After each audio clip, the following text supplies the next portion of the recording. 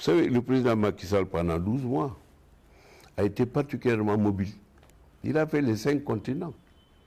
Il a parlé au nom de l'Afrique, il a agi au service de l'Afrique jusqu'à Sochi, en Russie, où il est allé parler avec le président Poutine au moment où les ports de l'Ukraine étaient bloqués, au moment où des bateaux céréaliers attendaient depuis des semaines, puisque le 24 février qu'a éclaté le conflit entre la Russie et l'Ukraine.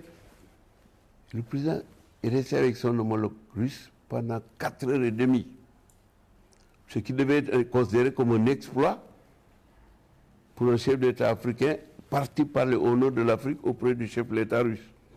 Celui-ci lui a ouvert toutes les possibilités parce qu'il a parlé avec un homme de conviction, dans le respect mutuel et dans la considération des intérêts supérieurs de la paix, de la fraternité et de la solidarité entre les peuples. Quelques semaines après, c'est tenu en Turquie, à Istanbul, une rencontre au cours de laquelle le président Poutine a signé le contrat qui levait la mesure de blocage des ports et les céréales ont repris leur circulation vers toutes les destinations du monde, puisque tout le monde sait que l'Ukraine et la Russie produisent plus de 40% des céréales qui sont produites dans le monde entier. Eh bien, cela, le président Macky Sall l'a fait au nom de l'Afrique, non seulement pour l'Afrique, mais aussi pour le monde.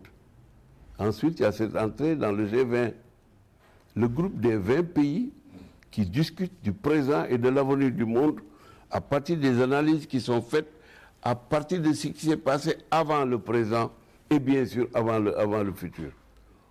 Ensuite, le sommet sur la sécurité, le sommet mondial sur la sécurité qui s'est tenu à Dakar. Le président l'a rendu possible, l'a reçu, a parlé avec les différents interlocuteurs au nom et pour le compte de l'Afrique.